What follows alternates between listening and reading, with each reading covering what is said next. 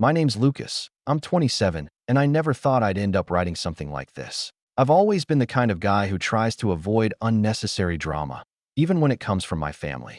I keep my head down, I work hard, and I take care of my own things.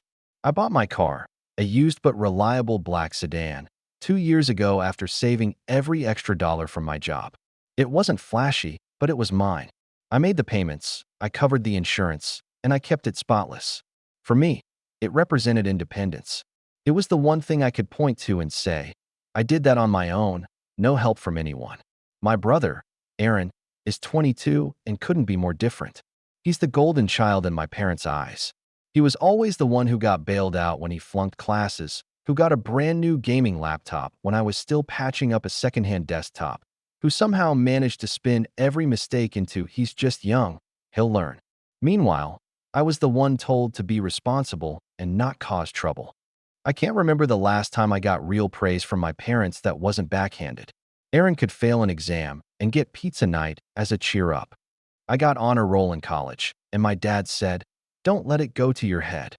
I tolerated it for years. I told myself it wasn't worth the energy to fight over every little thing. But everything started shifting one Saturday morning at 6 sharp.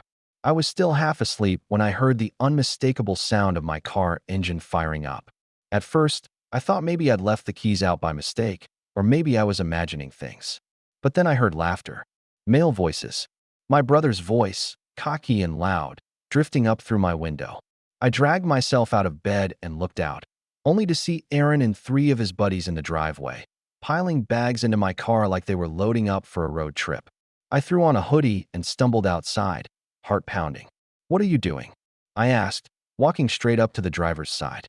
Aaron was in the seat, smirking like this was some kind of joke. "Relax, bro," he said, leaning back like he owned the place. "We're taking your car for the weekend. Beach trip. You don't need it, right?" He said it so casually, as if my car was some community bicycle anyone could just grab. His friends snickered from the back seat, and one of them muttered, "Man, you should be grateful. At least your car gets to have some fun." I felt heat rise in my chest. "You're not taking my car," I snapped. "Get out. Now." I reached for the door handle, but he locked it and just grinned. "Don't be selfish, Lucas," he said. "It's not like you're doing anything important today. Besides, we'll bring it back in one piece." That was when my mom appeared at the front door, holding a mug of coffee like this was the most normal thing in the world. "Lucas, stop making a scene," she called out. "He deserves to have some fun. You're always so uptight about that car. It's just for a weekend." I froze. The casual dismissal in her tone hit me harder than my brother's smugness. "He deserves it," I repeated. "I paid for this car. I insure it. I maintain it. He doesn't get to just take it."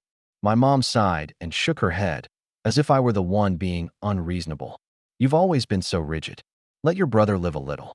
Aaron grinned wider, clearly enjoying how Mom had taken his side. His friends laughed again, their voices grating against my nerves. I looked at my mom, then at Aaron, and felt something shift inside me. For the first time in years, I wasn't just annoyed, I was furious. I could have yanked open the door, dragged him out, screamed until my voice went hoarse. But instead, I turned on my heel, walked back inside, and grabbed my phone. My hands were shaking, but not from fear. From anger. Pure, white-hot anger that had been building for years. I dialed the non-emergency police line, gave them the plate number, and reported my car stolen. When I stepped back outside and saw their smug faces, I didn't even bother hiding the small smile that crept onto my lips. And that's when their laughter stopped. Aaron's smirk vanished the second he realized I wasn't bluffing. His friends started shifting uncomfortably in the back seat, whispering to each other like maybe this wasn't such a fun adventure anymore. My mom, though, didn't even hesitate. She stormed down the steps, coffee mug still in hand, and snatched my phone out of mine. "Lucas, what on earth is wrong with you? You're going to ruin your brother's weekend over a car?" she barked. The way she said "a car" made it sound like I was throwing a tantrum over a toy. I just stared at her, jaw clenched. "It's not just a car," I said through gritted teeth. "It's my car." He didn't ask. He tried to take it. But of course, Mom didn't hear a word. She turned to Aaron, her voice softening instantly, and cooed, "Sweetheart, don't worry. Your brother's just being dramatic again. You'll still go."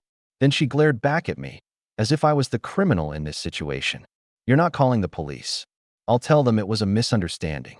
She handed my phone back like she was granting me some mercy. Aaron leaned out the window, smirk returning now that he knew he had backup. See? Mom gets it. You should try not being so selfish for once, Lucas. I could feel my pulse in my ears. Selfish? I repeated. You're stealing my car, and I'm selfish? Don't raise your voice, Mom snapped. You'll wake the neighbors. That line broke me a little. I had been quiet my entire life to avoid making a scene. But now, watching Aaron sit there with that smug grin while my mom defended him, again, was like watching years of pent-up resentment burst through the surface. I wanted to scream, but instead I did something worse in their eyes. I stood my ground. If he takes that car off this driveway, I will press charges. You can't shield him from this. Aaron's friends started whispering louder, one of them saying, Dude, maybe we should just Uber. But Aaron was stubborn, just like Mom. He scoffed and turned the engine off with a dramatic sigh. Fine, we'll figure something else out. You're such a buzzkill, man. He threw the keys at me, and they bounced off my chest. I thought that was the end of it. I thought, maybe, just maybe, they'd drop it and leave. But I should have known better. The rest of the day, Mom barely spoke to me except to throw little jabs. You've always been jealous of Aaron, she muttered while washing dishes. It's sad, really. He just wanted a weekend of fun. Dad came home later that evening. And of course, she filled him in with her version of the story, how I overreacted and threatened my own brother over something as trivial as a car. Dad didn't even ask for my side. He just shook his head at me with disappointment dripping from his voice. You really need to stop being so controlling, Lucas. Family should come first. That sentence burned. Family should come first. As if I wasn't family. As if all the years of me carrying my own weight, paying my own bills, never asking them for help, didn't count. Meanwhile, Aaron lived rent-free at home, didn't have a job that lasted longer than a few months, and somehow always had a new gadget or trip planned. The days after were even worse. Aaron kept finding little ways to remind me that I was the bad guy. He made jokes at dinner about how I was married to my car. He told relatives over the phone about how I tried to have him arrested for no reason. And the worst part? They laughed. They believed him. I became the punchline. One evening, I overheard Mom and Aaron talking in the kitchen. I wasn't trying to eavesdrop, but their voices carried. Don't worry, she said softly. We'll make sure he doesn't ruin things for you again. If he won't share, we'll figure something out. Aaron laughed, low and smug. Yeah, he thinks he's in control, but he's not. Watch. I went back to my room, fists clenched. That was the moment I realized this wasn't about a car anymore. It wasn't even about a weekend trip. It was about years of being dismissed, years of favoritism, years of being the scapegoat. They didn't see me as family. They saw me as a tool, an obstacle, or worse, a joke. And while I sat there on my bed, staring at the keys I had guarded so fiercely, I started to wonder just how far they'd go to prove their point. A week later, I learned just how far they were willing to go. It was a Friday night, and I had just come home from work exhausted. I parked my car in the driveway, double-checked that it was locked, and even brought the keys into my room. Paranoia had become second nature after that morning showdown. I thought maybe things had calmed down. Aaron was quieter than usual around me. Mom was giving me the silent treatment instead of arguing, and Dad just looked at me with that familiar disappointment face. I told myself maybe if I just stayed out of their way, it would blow over. But the uneasy feeling never left. The next morning, I woke up to an empty driveway. My first thought was that maybe I had parked on the street without realizing it. But no, the street was empty too. My car was gone. My stomach dropped. I tore through my room looking for the keys, only to find the lanyard missing from my desk. My pulse shot through the roof. I ran into the kitchen, where Mom was humming softly while making breakfast like it was any other day. Where's Aaron? I demanded. She didn't even look up. He's out. With what? I snapped. Because my car isn't here. That got her attention. She turned slowly, spatula in hand, and said in the calmest, most infuriating voice I've ever heard, Don't overreact, Lucas. He borrowed it. He had plans with his friends. I felt like the floor was ripped out from under me. You gave him my keys? They were just sitting on your desk, she said with a shrug. Honestly, you shouldn't be so possessive. He promised to bring it back Sunday night. My vision blurred. You had no right. You went into my room and took them. Don't yell at me in my own house, she snapped, suddenly defensive. I'm his mother, and I'm yours too. If you won't support your brother, then I'll step in. It felt like a slap. She didn't just dismiss me this time. She actively enabled him. She broke my trust in the one place I thought I still had control, my own space, my own belongings. I called Aaron immediately, but of course, he didn't answer. Straight to voicemail.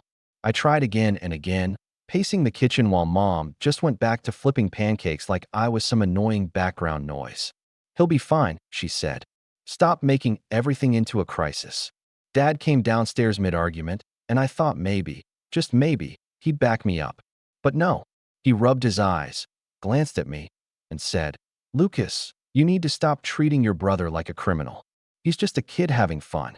Quit being so controlling. That word again. Controlling.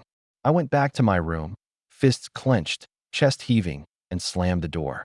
My sanctuary didn't even feel like mine anymore. I kept replaying it in my head. Mom walking into my room, taking my keys without asking, handing them off to Aaron like my hard work was nothing. Like I was nothing. As the hours ticked by with no word from Aaron, I felt panic mixed with rage. What if he wrecked the car? What if he got pulled over? The insurance was under my name. Everything would come back to me. The weight of that hit me like a brick. Legally, I was responsible for every reckless thing Aaron was about to do. That was the moment something in me cracked. Up until then, I had tried to argue, reason, explain, even plead. But this was betrayal in its purest form. My own family, the people who should have had my back, had gone out of their way to undermine me, to strip me of control over the one thing I had worked so hard for. And as the sun started to set that night, with still no word from Aaron, one thought began to burn hotter and hotter in my mind. If they were going to treat me like I didn't matter, then maybe it was time to show them what happened when I finally stopped playing nice. By Sunday evening, the panic had eaten me alive. Every time a car drove past the house, I rushed to the window thinking maybe, just maybe, it was Aaron bringing my car back in one piece. But the driveway stayed empty. My texts went unanswered. My calls rang and rang before going to voicemail. I even tried messaging some of his friends on social media, only to be left on read. Meanwhile, my parents carried on like nothing was wrong. Mom cheerfully cooked dinner, Dad watched his shows, and neither of them so much as acknowledged that my car, had been missing for nearly 2 days. That night, I couldn't sleep. I lay in bed staring at the ceiling, every muscle tight with rage and helplessness. I kept imagining the worst. Aaron joyriding with his friends, drunk behind the wheel, laughing as he tore down the highway. The thought of my car, my insurance, my future being trashed because of his recklessness made my chest ache. I had worked so hard for that car. I had skipped vacations, picked up extra shifts, even lived leaner than I wanted to just so I could afford it. And in a single weekend, all of that felt like it had been stolen from me, not just by Aaron, but by my parents too. Monday morning came, and still no sign of the car. I tried confronting my mom again, but she didn't flinch. You're overreacting. He'll bring it back when he's ready. Stop pacing like a madman. Dad chimed in from the living room. If you spent half as much energy on being a good brother as you do on that car, maybe things wouldn't be so tense in this house. Their words hit me harder than I expected. A good brother? Did they even know what that meant? I had bailed Aaron out of situations before, quietly helping him pay a phone bill once, covering for him when he missed work. I never told anyone because I didn't want to stir drama. But apparently, none of that mattered. In their eyes, I was selfish, a villain. And Aaron? He was the victim. By Tuesday, the car finally appeared in the driveway again. I spotted it from my bedroom window and rushed outside. Relief hit me for a split second, until I got closer. The front bumper was scraped, one of the headlights cracked, and there were muddy footprints all over the back seat. Inside, I found empty fast food wrappers, spilled soda on the upholstery, and the faint smell of cigarettes. My heart sank. It was like watching something sacred get desecrated. Aaron strolled up behind me, sunglasses perched on his head, grinning like he'd just gotten back from the best vacation of his life. Relax, man, he said, clapping me on the shoulder. It's just a couple scratches. No big deal. You should have seen the girls who rode in this thing. Though, your car's officially a chick magnet now. I didn't move. I didn't speak. I just stared at the cracked headlight, my throat too tight to say anything. When I finally looked up, Mom was already at the door, smiling at Aaron. "Did you have a good time, sweetheart?" she asked, her tone warm and doting. Then she glanced at me, her smile vanishing instantly. "Lucas, wipe that look off your face. It's just a car. Stop sulking." That was the moment I realized there was nothing I could say that would make them see reason. My words meant nothing. My feelings meant nothing. No matter how much I tried to argue, I would always be the one painted as selfish, dramatic, and ungrateful. And Aaron? He would always be the golden boy who could do no wrong. That night, I shut myself in my room and sat staring at the keys on my desk. My car was back, but it no longer felt like mine. My parents had crossed a line I couldn't forgive. They had gone into my room, taken my keys, and handed over my hard-earned property like it was theirs to give. And Aaron had trashed it without a shred of remorse. I felt lower than I ever had before. Angry, yes, but also hollow. Because deep down, I knew nothing was going to change if I kept living under that roof. No matter how much I worked, saved, or tried to build a life for myself, they would always undermine me. Always. But in that darkness, a quiet thought crept in. Maybe this was the breaking point I needed. Maybe losing the last shred of trust and respect I had for them was exactly what would push me to finally walk away. And maybe, just maybe, it would give me the chance to show them what happened when the selfish one stopped playing by their rules. I didn't have a plan yet. But as I sat there, staring at the cracks in my car's headlight through the window, one thing became clear. I wasn't going to stay their punching bag forever. The morning after I found my car battered and trashed, something shifted inside me. I woke up, looked around my room, and realized I was done waiting for respect that was never going to come. The anger hadn't gone away. It was still burning quietly in my chest, but it had cooled into something sharper, more focused. I wasn't going to scream or argue anymore. I was going to change my life so thoroughly that they wouldn't be able to touch me. That week, I started looking for apartments. It wasn't easy. Rents were high, and I didn't have much saved after buying the car and keeping up with bills. But the idea of continuing to live under their roof, with Mom casually rifling through my belongings and Aaron taking whatever he pleased, made my skin crawl. I found a small one-bedroom across town. Nothing fancy, just a place with thin walls and old carpets. But it was mine. Signing that lease felt like unclipping invisible chains. At the same time, I threw myself into work. My job had always been something I treated like routine. Show up, do what's expected, collect the paycheck. But now, it became my escape, my ticket out. I volunteered for extra projects, stayed late, and even started networking with some higher-ups I'd always been too shy to approach. I wasn't just clocking in anymore, I was building. And it paid off. Within 3 months, my boss pulled me into his office and offered me a promotion with a decent raise. That promotion felt like more than just money. It was validation. Proof that my hard work actually mattered somewhere, even if my family refused to see it. Meanwhile, I invested in fixing my car. Every dent, every scratch Aaron had left, I repaired one by one. I worked with a local mechanic I trusted, and over time, the car looked brand new again. Each repair felt like reclaiming a piece of myself, undoing the damage they had caused. I even upgraded it. New rims, better sound system, tinted windows. It wasn't just transportation anymore. It was a symbol of resilience. I didn't tell my family about the apartment right away. I moved out quietly, carrying boxes late at night after work, refusing to give them the satisfaction of a dramatic exit. When Mom asked why my closet looked emptier, I just said I was sorting things out. The first night I slept in that apartment, surrounded by half-unpacked boxes and silence, I felt something I hadn't felt in years: peace. Aaron, of course, eventually found out. He called me one evening, half laughing, half annoyed. "So you really moved out, huh? Couldn't handle Mom writing your case." I didn't give him the reaction he wanted. "Yeah," I said simply. "And I'm not coming back." There was a pause, then he scoffed. "Whatever, man. You'll be back when you realize how expensive life is." He hung up before I could respond. But I wasn't back. If anything, life got better. Harder, yes. I was juggling bills, groceries, and work all on my own, but also freer. Every challenge I faced was mine to solve, not something overshadowed by their favoritism or manipulation. Months passed, and my success grew. I kept excelling at work, saved aggressively, and even started investing. The more I built for myself, the more distance I created from their toxicity. And strangely, the silence from my family grew louder. They didn't check in. They didn't congratulate me on the promotion. They didn't ask how I was managing. It was as if they expected me to fail and were waiting to pounce when I did. But failure never came. One evening, I stood by my car in the parking lot of my new apartment complex, freshly detailed and gleaming under the streetlights, and I realized something. For the first time in my life, I was proud of myself without needing anyone else's approval. And that's when the opportunity for revenge started to take shape. Not the kind that comes from anger, but the kind that comes from power. I was no longer the quiet, selfish brother living under their roof.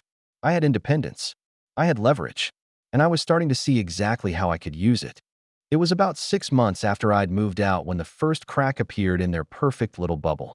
I was at work, wrapping up for the day, when my phone buzzed with an unexpected call from Dad. He rarely called me directly. Usually Mom was the one who relayed family updates. I almost let it go to voicemail, but curiosity got the better of me. "Lucas," he said, his voice strangely stiff, "we need to talk." Turns out Aaron had gotten into trouble. Again. This time, it wasn't just a failed class or a missed shift. He'd been pulled over in a friend's car, driving without insurance, expired tags, and apparently a trunk full of beer.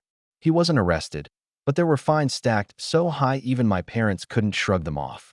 And who did they think of first? Me. "You've got steady work now," Dad said, almost like it was a compliment. "We thought maybe you could help your brother out, just until he gets back on his feet." I nearly laughed out loud. Help him out? This was the same brother who had stolen my car, trashed it, and never apologized. The same parents who had gone into my room, taken my keys, and told me I was selfish. I kept my tone calm, though. "I can't help," I said flatly. "That's his mess, not mine." There was silence on the line. Then Dad muttered, "I'm disappointed in you." The words stung less than they used to. Because here's the thing. By that point, I wasn't the same powerless kid under their roof. I had savings. I had my promotion. I had my own place, my own car, my own life. Their disappointment didn't control me anymore. And that's when it hit me. Their golden boy was finally failing. And for the first time, I was in a position they couldn't ignore. Over the next few weeks, I started piecing things together. Through mutual acquaintances, I learned Aaron wasn't just struggling with fines, he was jobless again. He'd quit his last gig after only 2 months, claiming the boss was out to get him. He was leaning on Mom and Dad more heavily than ever, draining their savings with his constant needs. And yet, when relatives asked how he was doing, Mom still painted him as the hard-working son going through a rough patch. Meanwhile, whispers about me had started to spread in the family. My promotion, my new apartment, the fact that I was managing just fine on my own, it didn't stay hidden for long. I never bragged, but news trickled out. Suddenly, cousins who used to overlook me started reaching out for advice. Old friends of my parents mentioned how proud they must be of me. And that attention clearly didn't sit well with Aaron or with Mom. One night, I got a text from Aaron himself. "You think you're better than me now? Just because you have some desk job and a crappy apartment?" I didn't reply. I didn't need to. His insecurity was loud enough. But that text confirmed something I'd been sensing all along. The balance of power had shifted. For the first time in our lives, Aaron needed me. My parents needed me. And instead of running to them like I always had, I let the silence hang. That silence, I realized, was my leverage. Because when people who've always dismissed you suddenly start reaching out, not out of love, but out of necessity, you get to decide whether to extend your hand or let them fall. And I was already quietly planning which choice I was going to make. The first real test of my resolve came on a gray Saturday afternoon. I was cleaning my apartment when my phone buzzed again, this time with a string of messages from Mom. "Lucas, we need your help. Aaron's car is gone. He can't afford to get another one. He has job interviews lined up, but no way to get there. You're his brother. Lend him your car for a week, just until he gets back on track." Reading those words, I felt a sharp, bitter laugh rise in my throat. A week, just until he gets back on track. The exact same line I'd heard before, except this time, my car wasn't sitting in their driveway waiting to be commandeered. This time, I was in control. I waited an hour before replying, keeping my tone polite. "Sorry, I can't. My car is insured only under my name. Letting anyone else drive it would void the policy." A half-truth, but enough to shut the conversation down. Mom didn't give up, though.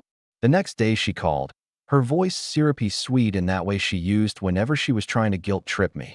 "Lucas, You're doing so well now. You've got your own place, a good job, a nice car. Can't you be generous, just this once? Your brother's been through so much.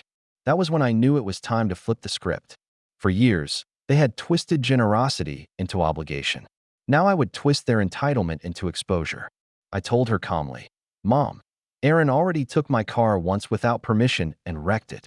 I'm not letting that happen again. There was a long pause on the line. Then, sharply, you don't need to keep bringing that up. That was in the past. I smiled to myself. Funny, because it's not in the past for my insurance records. It's still on file. Every time I renew, I get asked about that incident. It was a bluff, but I knew the silence on the other end meant it landed. For once, she had no comeback. From that moment, I started playing smarter.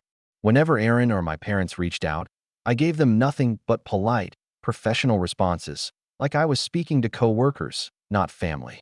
No emotion, no excuses, just clean boundaries. And each time I refused their requests, I made sure to remind them, subtly, of the choices they had made. Sorry, can't lend money. I'm still paying off repairs from when Aaron borrowed my car. No, I can't co-sign. I learned the hard way about what happens when my name is attached to Aaron's decisions. I'd love to come for dinner, but last time I did, everyone laughed about me being married to my car. I think I'll stay home. Each statement was a mirror, forcing them to see the reflection they'd spent years ignoring. And the beauty of it? Word started spreading. Extended family who once thought I was the selfish one began asking questions. Why was Lucas keeping his distance? Why did he seem so cold whenever Aaron's name came up? I never badmouthed them directly. I didn't need to. I just let the truth sit there, plain and undeniable. The more polite and successful I became, the more their narrative cracked. Aaron couldn't spin me as a villain anymore when I had receipts, promotions, and stability on my side. And then came the final stroke, though I didn't even plan it. One of my cousins was getting married, and I was invited. I almost didn't go, but curiosity won out. When I walked in, wearing a tailored suit I'd bought with my bonus, driving my freshly detailed car, I felt every ice shift. Relatives who used to dismiss me came over to congratulate me on my job, asking questions about the city, my apartment, even complimenting the car. Aaron was there too. He slouched in a wrinkled shirt, clearly uncomfortable, forced to sit at a table while people compared him, out loud, to me. I didn't gloat, I didn't brag. I just smiled, answered questions, and let the contrast speak for itself.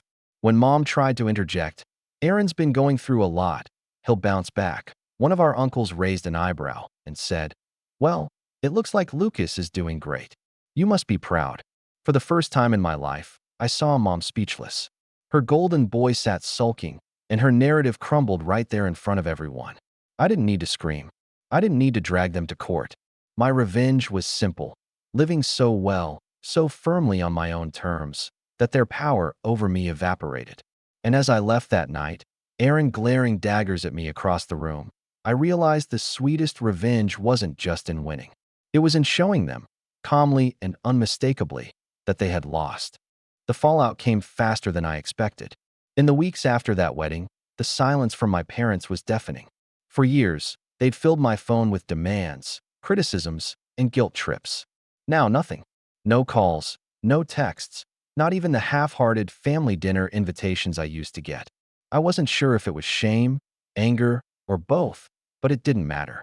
Their silence wasn't punishment anymore. It was freedom. Aaron, however, didn't take it quietly. A month later, he showed up unannounced at my apartment. He looked rough, disheveled, thinner, with that same desperate energy I remembered from when he was cornered as a kid. He leaned against the doorframe, eyes darting around the hall like he expected me to let him in. Lucas, come on, man. You've got money now. You've got a good job, a nice place. Help me out a little. It was almost surreal hearing him beg. For so long, he'd been the one in control, backed by Mom's constant defense. But now, he was just another man who had burned too many bridges and run out of excuses. I kept my voice even. No, Aaron, you made your choices. You've always made your choices. And now you live with them. His face twisted in frustration. You're seriously just gonna let me sink? I looked him straight in the eye. You let me sink every day in that house. You took what was mine and laughed while Mom and Dad cheered you on. This is me returning the favor, but I'm not laughing. I'm just done. He muttered something under his breath, shoved his hands in his pockets, and walked off. That was the last time he came to my door. As for my parents, the distance only grew. Occasionally, I'd hear from a relative that mom still tried to defend Aaron, spinning stories about how he was figuring things out. But everyone had seen the truth at that wedding. They saw the contrast, clear as daylight. Their golden boy had tarnished, and the sun they dismissed had risen. It wasn't explosive, it wasn't dramatic. It was quiet, irreversible erosion. Their favoritism had consequences, and now they were living with them. A son they could no longer control, a reputation that no longer matched their narrative, and a golden child who had nothing to show for years of indulgence. I, on the other hand, kept moving forward. My career advanced, I traveled, I built a life entirely my own. And every success carried the sweet, silent satisfaction of knowing it was despite them, not because of them. The final moment of clarity came one evening when I was driving home. I stopped at a red light, glanced at my reflection in the rearview mirror, and realized I wasn't angry anymore. The resentment, the bitterness, it had burned itself out. What was left was something far stronger: peace. And as the light turned green, I pressed the gas, my car humming beneath me, mine and mine alone. For the first time in my life, I wasn't running from their shadows. I was leaving them behind. Forever.